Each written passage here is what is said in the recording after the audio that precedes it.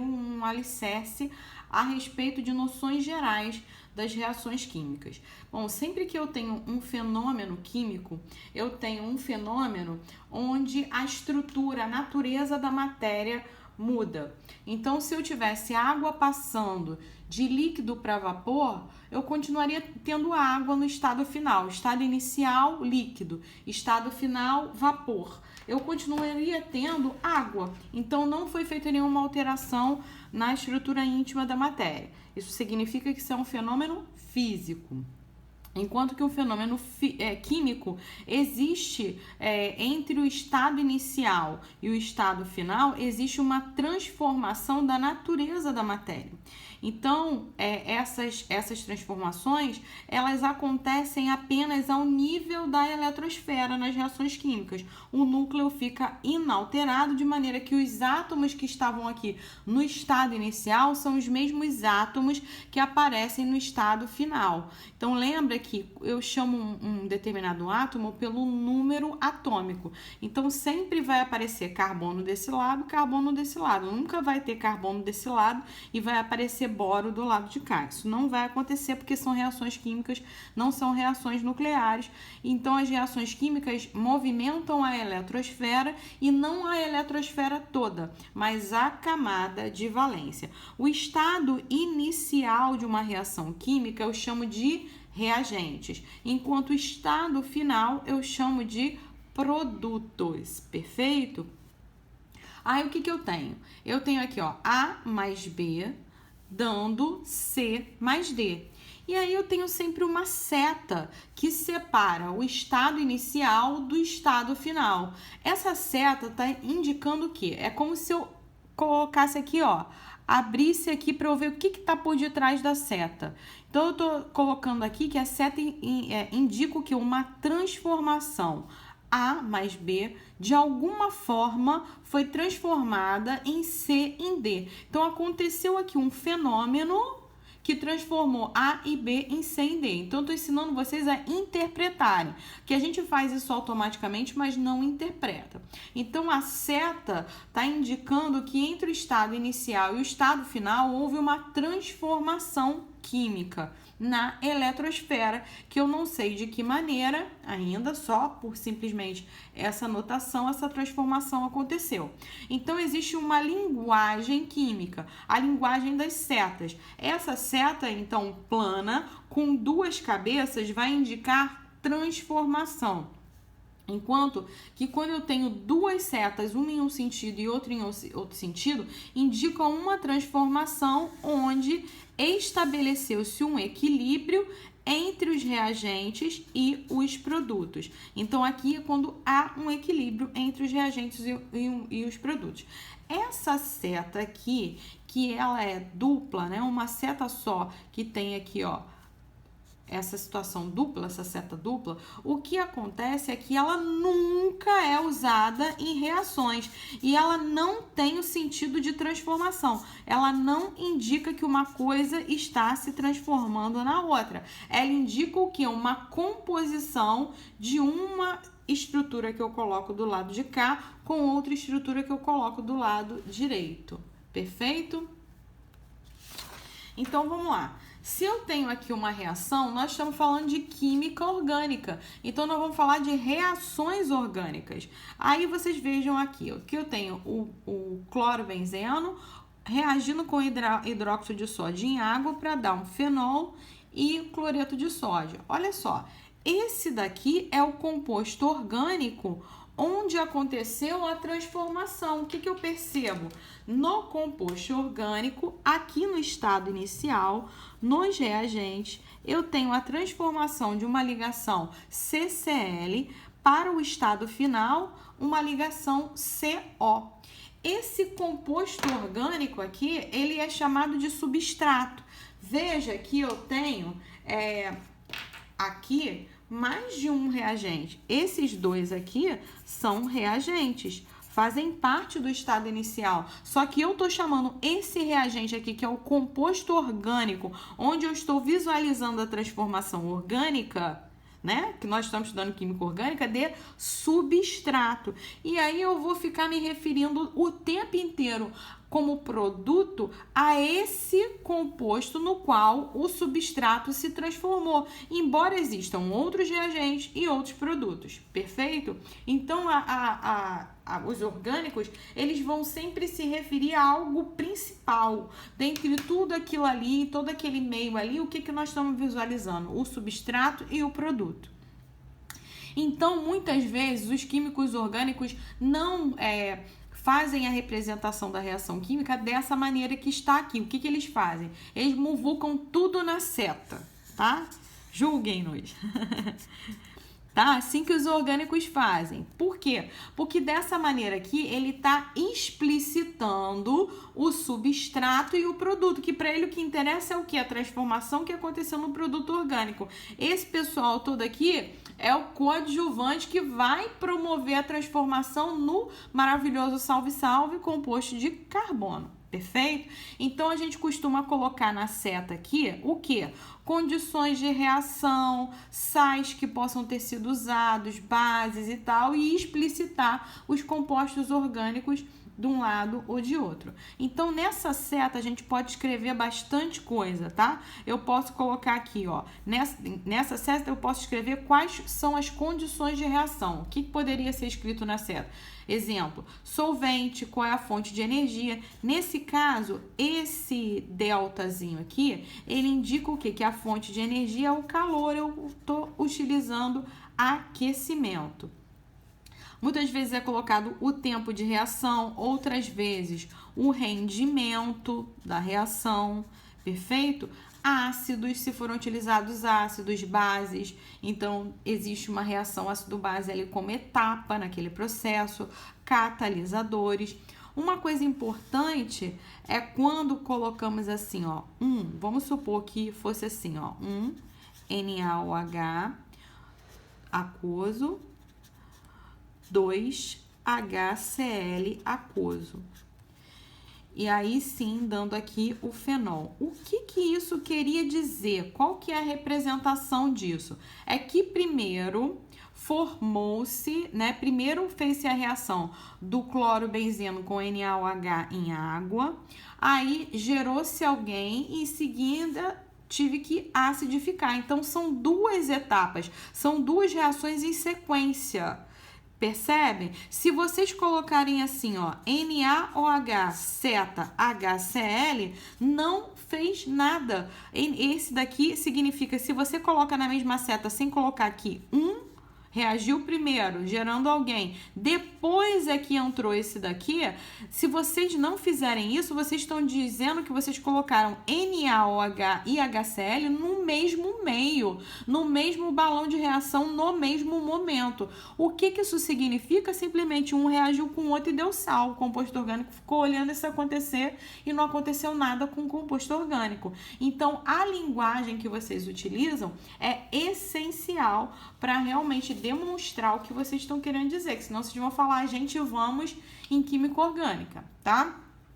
Exemplos de fontes de energia, o calor, e normalmente utiliza-se esse símbolo aqui, ó, do delta para indicar que a reação aconteceu sob aquecimento, e muitas vezes é um aquecimento ao refluxo. Então, aqui, quando tem essa setinha aqui, quer indicar o quê? Aquecimento ao refluxo. E nós vamos falar um pouco mais sobre essa questão do refluxo. Uma outra fonte de energia para reação química são as micro-ondas. Em português, muitas vezes vem MO e em inglês MW, microwave. Ultrassom. Aí, quando se utiliza ultrassom, lá na setinha vai ter o quê, ó? Essas ondinhas aqui, ó. A propagação das ondas para indicar que foi ultrassom. Quando a reação foi feita com luz, normalmente aqui na seta vem escrito o quê? HNI, que foi utilizado um certo comprimento de onda luminosa. Então, aqui, ó, 1, 2, 3, 4. Então, o 2-bromobutano está reagindo com DBU, que é uma base importantíssima, base forte e estericamente impedida, sob aquecimento para gerar o buteno. Então, essa daqui é a interpretação, tá? O que é um refluxo? Tá? É uma técnica de aquecimento que a gente utiliza. Vamos supor, eu tenho aqui uma placa de agitação, tá? Tenho aí solicitude para o meu desenho, tá? Uma placa de agitação, aqui ela tá o fiozinho ligado à tomada. Aí eu tenho aqui, ó, um balão de fundo redondo, que normalmente é o balão que nós utilizamos para reação. Como essa placa é uma placa de aquecimento e agitação, então acontece aqui que eu coloco uma barra magnética aqui coberta com teflon, que é um material inerte, que não vai interagir com os reagentes. E aí eu tenho aqui, essa placa faz um campo magnético, e aí esse campo magnético, ele fica ali oscilando, e o que acontece é que o magneto que está dentro da reação, ele vai procurar seguir. Então ele vai girar e agitar para promover as colisões entre os reagentes. Então essa é a função, aquecer e agitar, tá? Homogeneizar o meio reacional. Aqui do lado de fora tem um banho de óleo, por exemplo.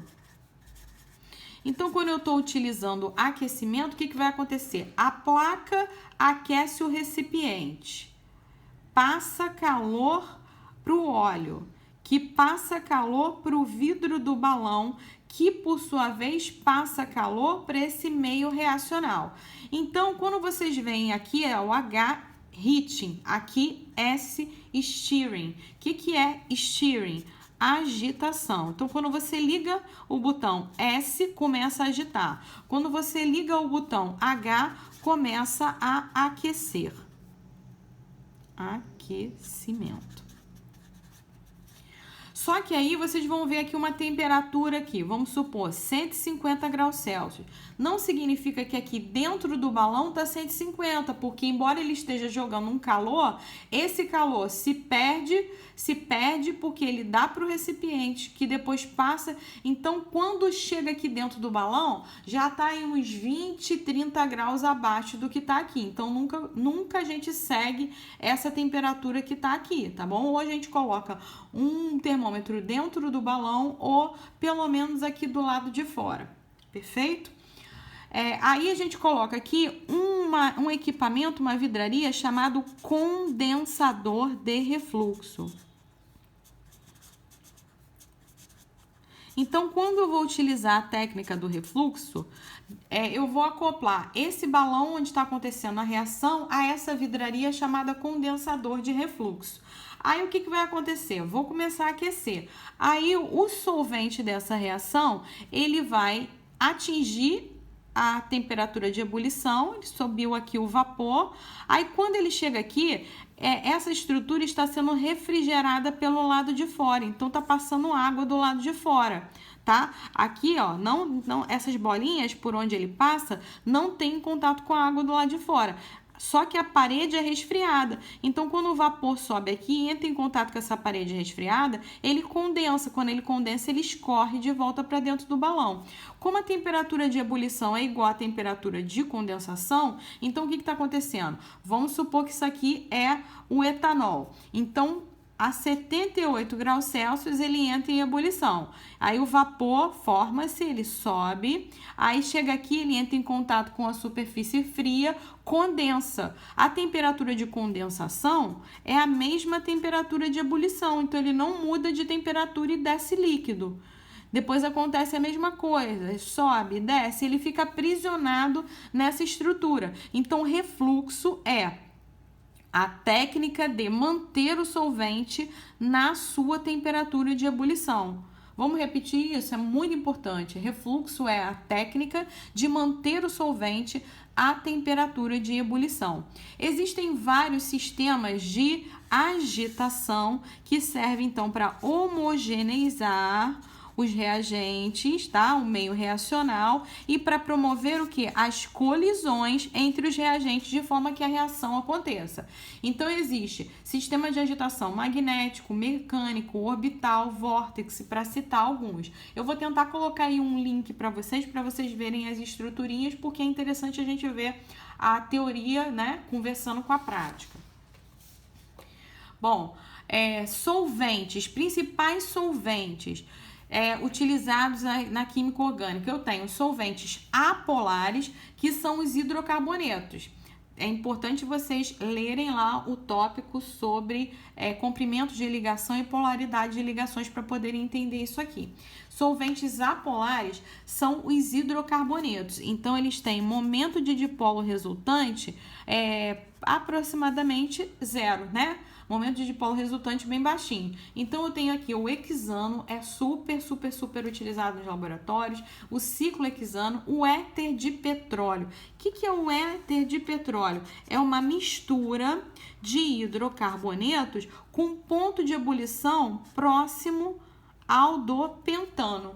Então, o pentano é super caro e é um solvente super interessante. Mas se eu comprar aqui um primo pobre dele, é uma mistura de hidrocarbonetos, que essa mistura tem um ponto de ebulição parecido com o do pentano. Isso que é o éter de petróleo. Tolueno, que é esse de cá, e o xileno. Xileno é qualquer dimetilbenzeno. Solventes polares próticos e solventes polares apróticos. Os solventes polares próticos têm o que? Hidrogênio ionizável. Hidrogênio ligado a um heteroátomo bastante eletronegativo, como flúor, oxigênio e nitrogênio, aquela tríade FON. Então, os álcools como metanol, etanol, isopropanol, terbutanol são muito usados. Ácidos carboxílicos, como o ácido acético, aminas, como a trietilamina, aromáticos polares, como a piridina. Esses aqui são... E, gente, classifiquei aqui erradamente como próticos. Ele era para estar aqui no lado de cá. Piridina, vou colocar aqui do lado de cá. Tá? Esses solventes aqui são próticos, então eles têm hidrogênio ionizável e são polares. Apróticos, éteres, tá? Eles são polares apróticos. Lógico que quando eu tô falando aqui polar, não significa que todos tenham a mesma polaridade, tá? Nesse caso aqui, do jeito que eu fui colocando, a polaridade, ela tá crescendo aqui nesse sentido. Então, éteres como o éter dietílico, o dioxano, o tetrahidrofurano, são éteres bastante interessantes aqui. Aqui eu tenho a acetona, a metiletilcetona, que é um solvente industrial conhecido como MEC, o acetato de etila, diclorometano, clorofórmio, dimetilformamida, DMSO, piridina. Esses aqui são solventes polares próticos. Eu vou fazer um vídeo só sobre solventes de tão importante que é isso daqui. Então, se eu vir aqui uma transformação, olha só, tô fazendo essa transformação aqui, né, em que eu tenho um hexeno, né, 2-metilhexeno, reagindo com ácido bromídrico aquoso sob aquecimento. O que vai acontecer aqui é que eu vou ter a adição do bromo e existem dois produtos possivelmente formados, sendo que esse daqui, ele é formado majoritariamente, então ele é o produto principal. Muitas vezes, os químicos orgânicos, eles não representam esse daqui, que é o produto secundário da reação, apenas representam o produto principal. Então, isso aqui também é um traquejozinho da química orgânica, costuma representar pura e simplesmente o reagente principal. Eu tenho aqui, os principais ácidos que podem vir aqui em cima dessa seta, caso haja uma etapa de reação ácido-base. Ácido clorídrico, ácido bromídrico, ácido iodídrico, ácido sulfúrico, ácido nítrico, ácido fosfórico, ácido acético, ácido fórmico. Depois que você estiver aí com o seu caderno anotando tudo isso aí, escrevam os nomes para você ir gravando as estruturas. Bases: hidróxido de sódio, de potássio, carbonato de sódio. Aqui, essas duas aqui são mais fortes do que essas duas de cá. Carbonato de sódio, hidrogênio carbonato de sódio. Posso ter também carbonato de potássio ou hidrogênio carbonato de potássio. Aqui eu tenho alcóxidos, metóxido de sódio, terbutóxido de sódio, e o próprio sódio metálico pode ser utilizado como base em química orgânica. Aminas, como por exemplo aqui, ó, a trietilamina, aromáticos como a piridina e o imidazol. Outros aqui que são bases super fortes são as amidinas, tá? Aqui eu tenho, por exemplo, o DBU, que é uma base super importante em química orgânica. Agora, se eu tenho, ó, A mais B, aí eu utilizo uma base e um solvente. Uma base inorgânica aqui, então essa base é um composto iônico, M+, metal, e vamos supor aqui que seja hidróxido, né? Um ânion, X-. Aí, essa reação A mais B, num solvente com essa base, deu C e C'. Então, eu tenho aqui, esse é o produto principal e esse aqui, ó, PP, produto principal, e esse aqui é o produto secundário. E quando a base agiu aqui, ela gerou um sal.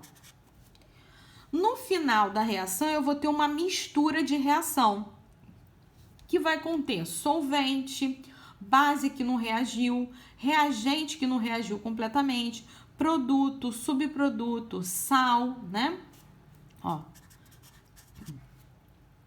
Aí, o que eu vou ter aqui? Eu vou precisar separar esse C aqui dessa gororoba toda, que é a mistura reacional.